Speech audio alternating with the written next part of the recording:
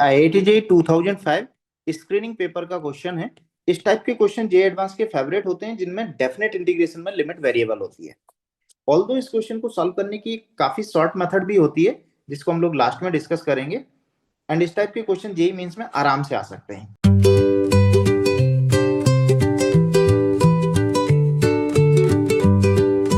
In this question we have given integration of t square F t, limit है हमारे पास sin x से 1 equal to 1 minus sin x, then they are asking value of f of 1/√3। तो जैसे ही हम लोगों को डेफिनेट इंटीग्रेशन में लिमिट वेरिएबल दिखाई देती है, हम लोग न्यूटन लेबनीज की हेल्प से डिफरेंशिएट करते हैं। अब न्यूटन लेबनीज की हेल्प से डिफरेंशिएट कैसे करते हैं? इस फंक्शन में t की जगह पर अपर लिमिट को पुट करेंगे, तो ये बनेगा 1 square into F of 1 into upper limit का डिफरेंशिएशन 0, बिकॉज अपर लिमिट 1 थी तो 1 का डिफरेंशिएशन 0। सिमिलरली माइनस लगा के लोअर लिमिट के साथ करेंगे, t की जगह पर लोअर लिमिट को पुट करेंगे इंटू लोअर लिमिट का differentiation cos x, because sin x था, sin x का डिफरेंशिएशन cos x होगा। इसको बोलते हैं न्यूटन लेबनीज की हेल्प से डिफरेंशिएट करना। तो लेफ्ट हैंड साइड का डिफरेंशिएशन बनेगा minus sign square x F of sine x into cos x. अब राइट हैंड साइड का डिफरेंशिएशन 1 का 0 माइनस साइन एक्स का minus cos x, minus minus cancel हो जाएगा, कॉस एक्स कैंसिल हो जाएगा।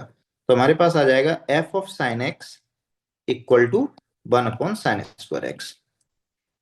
ये आ गया। Now what they are asking f of 1/√3। तो साइन एक्स ये पे 1/√3 डाल देते हैं। 1/√3 डालेंगे तो ये बन जाएगा एफ ऑफ 1/√3 इक्वल टू 1/1/√3 का whole square. So 3 will be right answer, C correct हो जाएगा। काफी सिंपल क्वेश्चन है। इस क्वेश्चन को थोड़ा सा बेटर बना सकते थे यदि वो एफ ऑफ 1/√3 की जगह एफ ऑफ 7 पूछते। Find the value of f of 7। C option को कर देते हैं 1/49 और डी को कर देते हैं डेटा इनसफिशिएंट। तो इस केस में क्या होगा कि आप sin x की जगह पे 7 पुट करोगे तो ये बन जाएगा 1/7 स्क्वायर, तो 1/49। तो ज्यादातर बच्चे 1/49 को टिक कर देंगे और ये गलत हो जाएगा।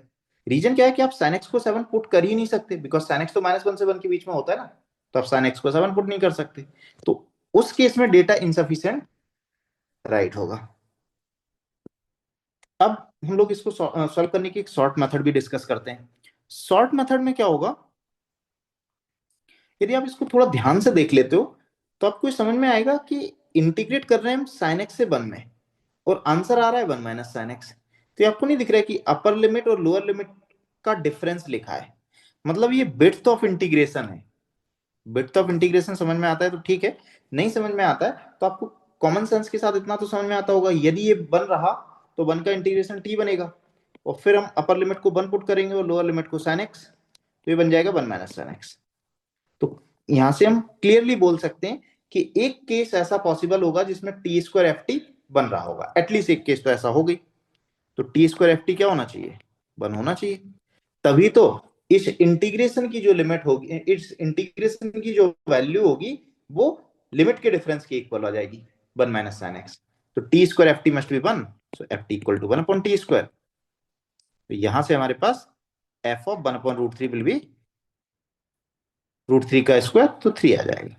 तो ये भी आप ऑब्जर्व कर सकते हो। यदि आपको ये न्यूटन लेबनीज वगैरह कुछ नहीं आता है तो आप कॉमन सेंस के साथ ऑब्जर्व करो कि ये जो इंटीग्रेशन दे रखा है वो 1 माइनस साइन एक्स है, that is nothing but upper limit minus lower limit. इसका मतलब ये वाली वैल्यू 1 होनी चाहिए, 1 होनी चाहिए, तो आप इसको 1 ले लो। T square F T equal to 1, तो F T equal to 1 upon T square. तो इस तरीके से आप ऑब्जेक्टिव क्वेश्चन है तो आराम से क्रैक कर सकते हैं।